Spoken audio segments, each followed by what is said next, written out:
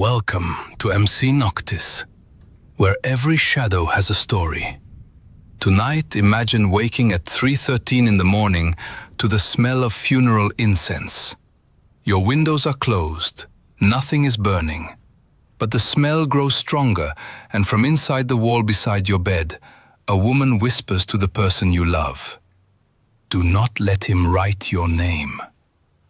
Now imagine discovering that the warning is about you. My name is Daniel Carter. 11 months ago, my wife Elise and I bought a house at 417 Bellwether Street in Ash Creek, Pennsylvania. It was worth more than twice what we paid. The previous owner, Mara Voss, had died there at 29, and the man selling it made us promise to open a sealed envelope only after the incense began. We should have walked away.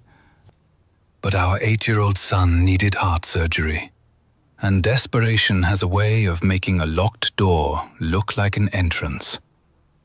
On our first night, the woman in the north wall warned Elise not to trust me. The next morning, an organization that did not officially exist paid every dollar of our son's medical debt.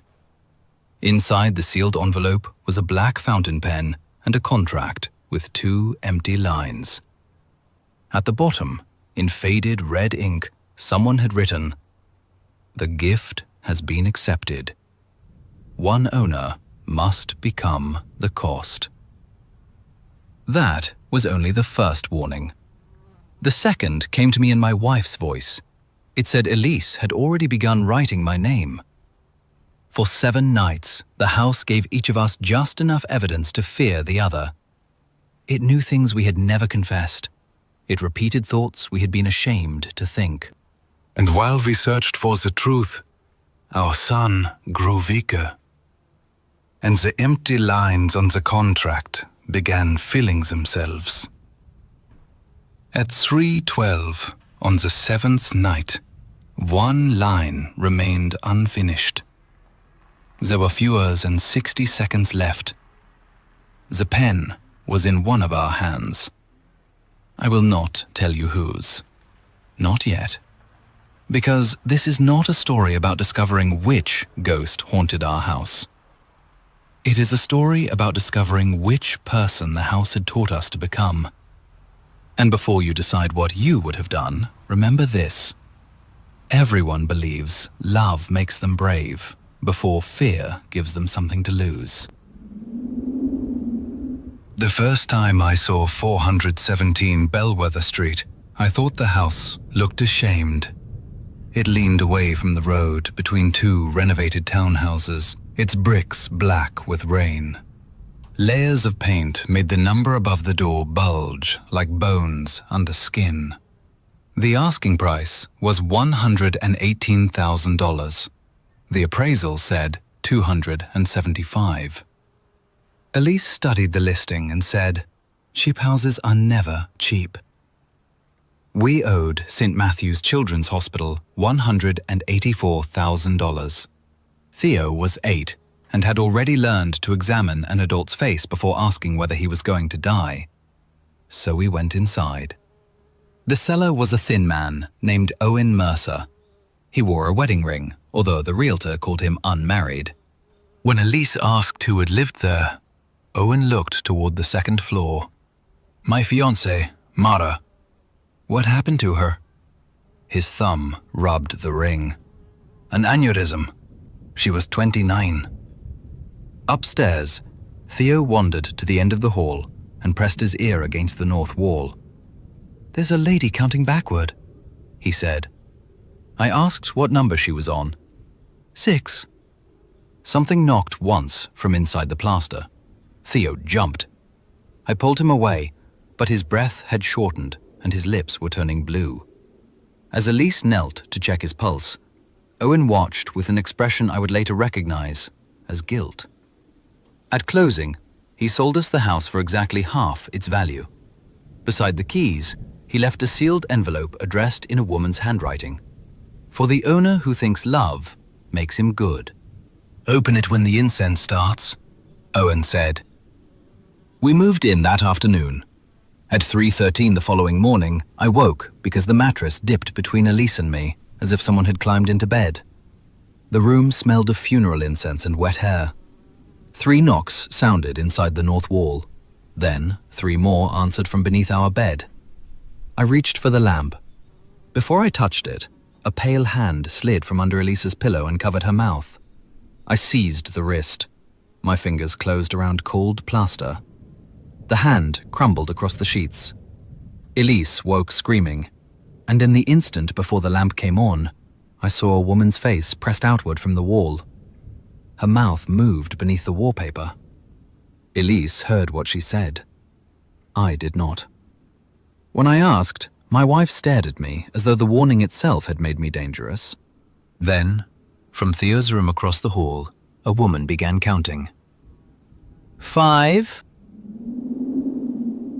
We found Theo asleep, unharmed, with both hands folded over his chest. The voice had stopped. At 6:40 that morning, St. Matthew's called. The Bellwether Relief Trust had paid Theo's entire balance and approved the surgery our insurance had denied twice. The coordinator called it a miracle. For 3 years, every envelope in our mailbox had been a threat. Now Theo was laughing, asking whether he could ride a bicycle after surgery. I held him and promised he could do anything. Elise did not celebrate for long. She worked in medical claims. The trust's approval included an allocation number that she recognized from a denied appeal in Theo's old file. When she searched it, another patient appeared. Audrey Alvarez, 9 years old. The same cardiac treatment, the same charitable fund. Audrey's approval had been revoked at 3:13 a.m., 1 minute before Theo's appeared. Elise called the trust. The number reached a fax machine. Its only address belonged to a post office box closed in 1987. While she called St. Matthew's, I opened Owen's envelope. Inside lay a black fountain pen, a photograph of Mara standing beside the north wall, and a contract with 2 empty lines. Beneath them, faded red ink read, "The gift has been accepted. One owner must become the cost." My phone rang before I could show Elise. A woman was sobbing on the other end. "Please," she said. "they gave me this number. Tell them not to take Audrey's place." I heard a child coughing behind her. Then the line filled with the scrape of a pen. The 2 empty lines on the contract darkened, as if wet ink were rising through the paper. I hung up. Elise had heard enough. "We're refusing the money." I looked through the kitchen doorway. Theo was drawing himself on a red bicycle. "If we refuse, it doesn't mean Audrey gets it back." "You don't know that." "Neither do you." It sounded like uncertainty. It was permission. Elise withdrew consent for the grant at 2:45 that afternoon. At 2:46, Theo fell from his chair. His implanted monitor shrieked. I caught him before his head struck the floor, but his eyes had rolled upward and his body had gone loose in my arms. At 2:47, Elise's phone lit with an automated update. Audrey Alvarez. Treatment restored. Thea's heart rate dropped to 28. The contract slid by itself across the kitchen table and stopped beneath Elise's hand. The pen rolled after it. From inside the north wall, Mara whispered, "Now you know what the gift costs." Eliza called the trust from the ambulance and screamed that we accepted. Thea's pulse steadied before she finished the sentence. The update on Audrey's treatment vanished. That was how the house taught us what it did, not with a book or a warning, but by placing 2 children on a scale and forcing us to press down on the side holding our own. St. Matthew's kept Theo overnight. The doctors found no reason for the collapse. We brought him home the next evening because his surgery was scheduled in 5 days. At 3:13, I woke to the sound of bare feet in the hall. Theo stood before the north wall with his back to me. 4, he whispered. His reflection in the hallway mirror was facing the wrong direction. While the real Theo stared at the wall, the reflected Theo looked at me and raised one finger to his lips. Then the reflection smiled with Mara's mouth. I turned on the light. The mirror cracked. Theo collapsed, and a row of bruises appeared around his ankle, each shaped like a fingertip. Behind the plaster, something dragged its nails downward. I took a pry bar from my truck and broke the wall open. Warm air breathed through the crack. It smelled of incense, mold, and the inside of a sealed coffin. Beyond the bricks was a corridor that could not fit inside the house. Its walls were layered with property deeds, hospital letters, and hundreds of names. Each pair told the same story in fragments. One name cut deep and complete, the other stopping halfway, as if the writer had been interrupted. Mara Voss, Owen Helen Morrow, James Moore. Theo moved behind me. A hand shot from the darkness and closed around his bruised ankle. I grabbed his waist. Elise grabbed me. For several seconds, something inside the corridor pulled with enough strength to drag all three of us across the floor. Then Theo screamed, "I'm not an owner!" The hand released him. It withdrew slowly, leaving 5 wet fingerprints on the brick. Elise found our own closing photograph pinned among the old deeds. Someone had scratched Daniel Carter beneath my face. Under hers, the letters ended after Elise Carr. Beside it was a hospital denial from the previous year. Theo's denial. The missing funds had been reassigned to a patient named Lila Voss, Mara's younger sister. The house had not waited for us to become desperate. It had made us desperate before we ever saw the listing. My phone rang. Owen's name appeared on the screen. When I answered, he whispered, "Do not let Mara show you what happened." Behind me, Elise screamed. Mara was crawling out of the wall on hands and knees, her head turned backward to face me. Mara moved without sound. Her elbows bent the wrong way. Brick dust poured from her mouth as she crawled across the ceiling above Elise. Then the lights came on, and she became a water stain. We took Theo outside and called Owen. I told him the house had selected us by stealing our son's funding. If he did not return, Elise would give every deed and financial record to the police. He arrived before sunrise. The moment Owen crossed the threshold, every door in the house slammed at once. The north wall began playing a woman's voice through the bricks. It was Mara, recorded on the night she died. Her sister Lila had been denied a life-saving cardiac procedure. At 3:13, the Bellwether Trust reversed the decision. Lila received the funding. Theo lost it. 7 nights later, the contract appeared before Mara. She took the pen and began Owen's name. Owen Murr. On the recording, Owen accused her of choosing him. Mara sobbed that she had written only the first 4 letters before stopping. From inside the wall, the house used her voice to tell Owen that she intended to return and finish. Then the tape captured Owen uncapping the fountain pen. "If one of us has to pay," he said, "it should be the one who asked for the miracle." The scratching lasted 8 seconds. Mara's scream lasted less than 1. The wall fell silent. Owen stood in our hallway with tears on his face. "You wrote her name," Elise said. "She started mine." "But you completed hers." He looked at Theo. "And Lila is still alive." The plaster behind Owen swelled. Mara's arms burst through and wrapped around his throat. He choked as she pulled him backward, but when his shoulders struck the wall, the arms passed through him. They were not trying to take Owen. They were reaching for the pen in my pocket. I threw it across the room. Every hand inside the corridor followed it, clawing through the opening until the floor writhed with pale fingers. Owen kicked the pen into the fireplace. The flames turned black, but did not consume it. "You can't destroy the choice," he gasped. "You can only make it before the 7th 313. He told us what he had learned by surviving Mara. The house obeyed the final, complete name on the contract. A half-written name was only a threat. A finished one became the price.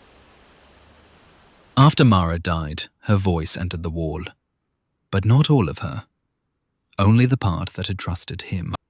11 months later, the house sent Owen our medical file and forced him to sell. When he resisted, Lila's repaired heart began failing. "I chose your family because the house had already taken from you," he said. "I told myself that made it fair." Elise looked at the photograph of Audrey Alvarez. For the first time, we understood who would be standing in this hallway after us. We left before daylight. Elise packed one bag. I carried Theo to the car. Owen remained on the porch, staring at the house as if Mara might still find a way to finish with him. We checked into a motel 20 miles away under a false name. At midnight, Elise placed the contract in the bathtub and poured bleach over it. The red sentence vanished. For several seconds, the page looked clean. Then, new words rose through the paper. "You cannot leave a house that owns your names." At 3:13, the motel smoke detector began leaking funeral incense. I woke alone. In the bathroom, Elise stood before the mirror in her nightgown, writing Daniel Carter across the glass with one finger. I called her name. She continued writing. When I grabbed her shoulder, the figure in the mirror turned toward me. The real Elise was still asleep in bed. The reflected woman smiled, her jaw opened too far, and Owen's voice came from her mouth. A half-written name is still a wish. The mirror shattered outward. Elise woke as the shard struck me. She found me bleeding beside the bathtub with her husband's name on the fogged glass. I told her I had not written it. She believed me for almost a minute. Then the television switched on. Security footage from the motel hallway filled the screen. It showed Elise leaving our room at 2:51, carrying the fountain pen. Beside me, she whispered, "I never left." On the screen, her image stopped beneath the camera and looked up. Her eyes were dark holes. She raised the pen and pointed through the television directly at me. The feed changed. Now it showed me standing over Elise's sleeping body. My recorded voice said, "If it has to be one of us, let it be her." I had never spoken those words, but I had thought them. The house did not invent our betrayal. It found the thought, gave it a voice, and played it for the person it could hurt most. Theo began crying from the corner. Black letters were moving beneath the wallpaper behind him, pushing outward like worms under skin. 3. The entire wall split from ceiling to floor. A woman's face appeared in the gap and screamed with Elise's voice. We ran. Every motel door opened as we passed. Behind each stood a different dead owner from the corridor, silently holding a contract. When we reached the car, the fountain pen was waiting on the driver's seat. We returned to Bellwether Street because the truth was worse than the house. It did not haunt a place. It haunted the names on the deed. The next morning, the contract disappeared. We found Theo inside the broken north wall.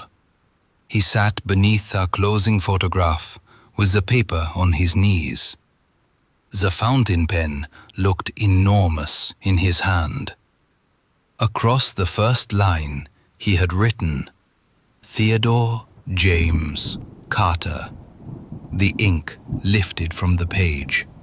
Each letter curled into something with legs, crawled across his fingers, and disappeared beneath his hospital bracelet.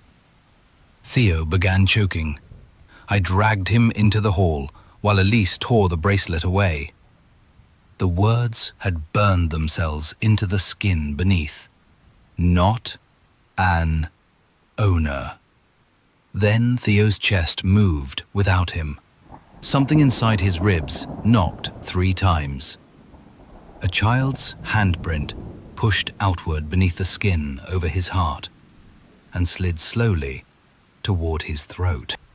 Elisa pressed both palms against it and screamed at whatever was inside to take her instead. The hand vanished. Theo opened his eyes. "I'm the thing you're buying," he whispered. "Why can't I be the one who pays?" Elise held him so tightly he could barely breathe. She promised neither of us would complete a name. I made the same promise. Then she admitted that the image on the motel camera had not been entirely false. Before we fled, she had written Daniel on a piece of toilet paper, just to see whether her hand could do it. She flushed it immediately. I wanted to forgive her. Instead, I asked whether she had written my last name. Only Daniel. Something inside me became cold and orderly. I thought of the grocery receipt in my pocket. On the back, without remembering when I had done it, I had written Elise 5 times. I did not show her. That is how betrayal prepares itself. Not as hatred, as accounting. At 11:40 that night, St. Matthew's called. Theo's surgical team was ready, but his condition was deteriorating. We drove him to the hospital.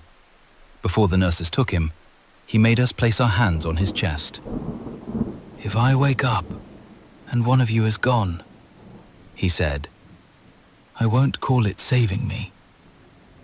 At 12:18, the contract appeared inside my coat.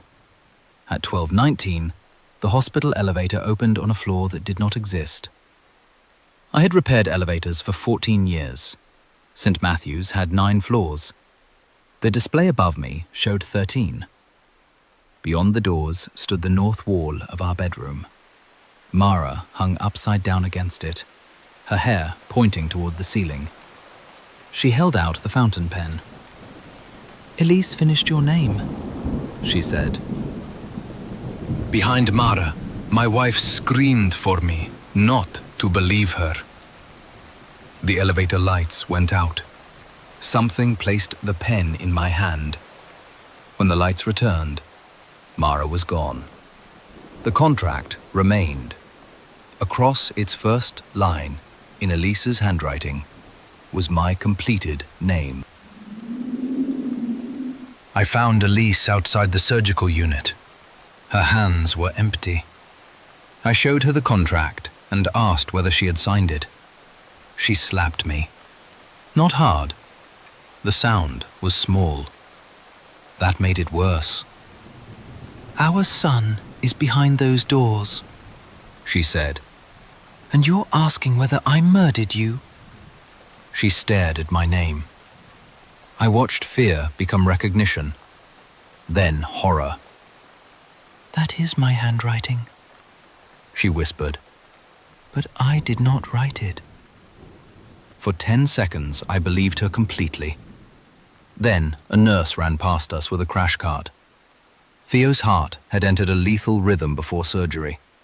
The medical team was trying to stabilize him, but his chances were falling by the minute. It was 3:06. Elise tore the contract in half. The pieces crawled together across her palms and sealed without a mark. She threw them down. The hospital tiles softened into the old carpet from our bedroom. Funeral incense poured from the air vents. Every door along the corridor slammed, and the lights went out, one by one. At the dark end of the hall, a nurse stood facing us. "Ma'am?" Elise called. The nurse turned.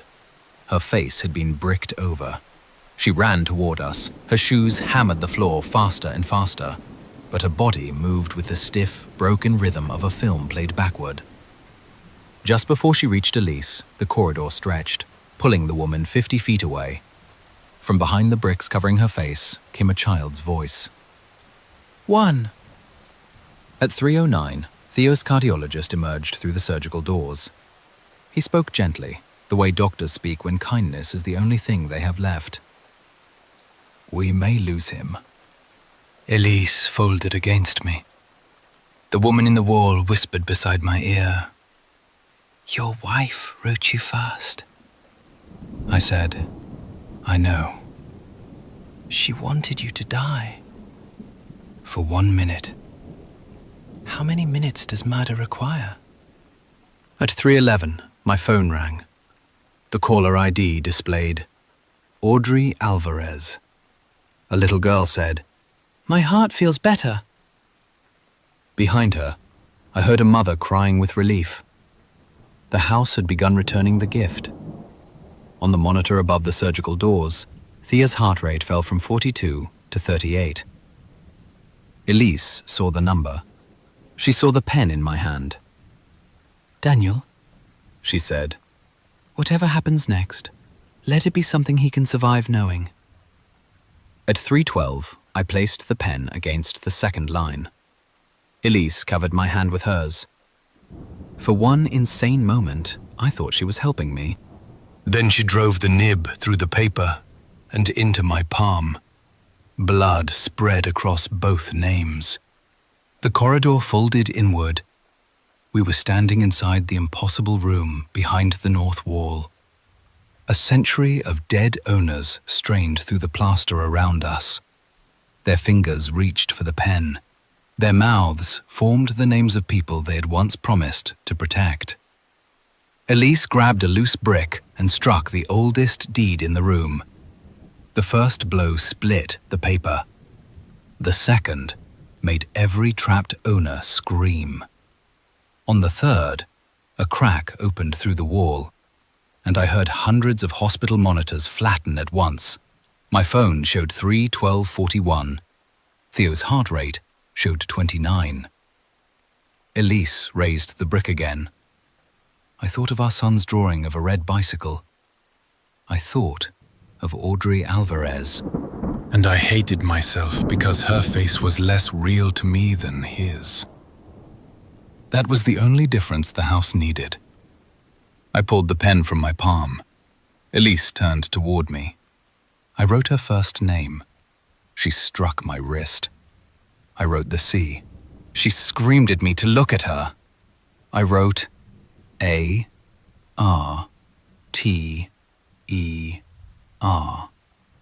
The final stroke crossed the page at 3:12:58. Elise stopped fighting. No ghost seized her. She simply looked at the completed name and understood that I had decided she was a price I could pay. Then a blood vessel burst in her brain. I caught her before her head struck the floor. Her eyes remained open. Her mouth moved once. I leaned close. She did not say she loved me. She whispered, "Make him better than you." At 3:13, the wall inhaled. A white thread pulled itself from Elisa's mouth. It stretched toward the bricks, and inside that thread, I heard every promise she had ever believed when I made it. The wall swallowed it. Her weight and warmth remained in my arms. Behind the bricks, she began pounding with both fists. My phone rang. Theo's rhythm had returned. They were taking him into surgery. The house had balanced its account, and I had signed the receipt. Theo survived. The surgery lasted 11 hours. 6 weeks later, he rode a bicycle across my sister's driveway. He never smiled while I watched. The medical examiner confirmed that Elise had died from an aneurysm. Owen helped me replace the bricks before the police searched the house. Theo knew anyway. He asked why his mother's name was on the contract. I told him the house had forced my hand. At 3:13 that night, Elise spoke from inside the north wall. "Tell him whose fingers held the pen." So I told the truth. Theo moved in with Elise's parents 2 days later. Before leaving, he touched the wall. "You saved my heart," he said, "but you killed everything I was supposed to use it for." 11 months after Elise died, a package arrived. Inside was Audrey Alvarez's photograph. Her mother, Jenna, stood beside her hospital bed. Her father, Mark, held a foreclosure notice. Their address was written on the back. So was mine. That evening, Theo collapsed at his grandparents' house. The repaired rhythm in his heart began to fail exactly as Lila's had when Owen resisted selling us the house. At midnight, I called the Alvarez family and offered them 417 Bellwether Street for exactly half its value. I said I wanted a family to have it. I did not say their daughter's treatment had paid for my son's. I did not say buying the house would restore what had been taken from Audrey. I did not say one of them would become the cost. At closing, Jenna cried. Mark shook my hand and called me a good man. I gave him a sealed envelope containing the contract, the pen, and my confession. I told myself the warning made the sale honest. A warning attached to a trap is still part of the trap. That night, I parked across the street as the Alvarez family carried Audrey inside. At 3:13, the second-floor window went dark. My phone rang. Theo's cardiologist said his heart had stabilized. Funeral incense drifted through the open window of my car. Then Elise screamed from inside the house. "Jenna, do not let Mark write your name!" I ran to the porch and pounded on the door. No one answered. Through the kitchen window, I saw Mark holding the fountain pen. Jenna stood behind him with a hospital letter. Audrey's treatment had been restored. They looked at each other. Between them, the contract opened by itself. Then Audrey appeared at the top of the stairs. Her reflection in the hall mirror remained in her bedroom. The reflected child raised one finger to its lips and smiled with Elise's mouth. From somewhere inside the north wall, a woman began counting backward. 6. I understood then why the house had survived for more than a century. It did not need evil people. It needed frightened people who loved someone enough to explain the unforgivable. My name is Daniel Carter. My son is alive. My wife is inside a wall. And the house has begun again. If you had been standing in that room with less than 20 seconds left, what would you have done? Would you have allowed your child's miracle to return to a stranger? Or would you have written the name of the person who trusted you most? Tell me your answer in the comments, but be honest. The house does not care what we believe we would do. It only cares what our hand does when the clock reaches 3:13. Thank you for listening to MC Noctis. If this story stayed with you, please like the video, subscribe to the channel, and share it with someone who understands that the most dangerous hauntings do not begin with hatred. They begin with love, when love is given a price. Until our next story, keep your doors locked, keep your promises carefully, and never sign a name in a house that knows what you cannot afford to lose.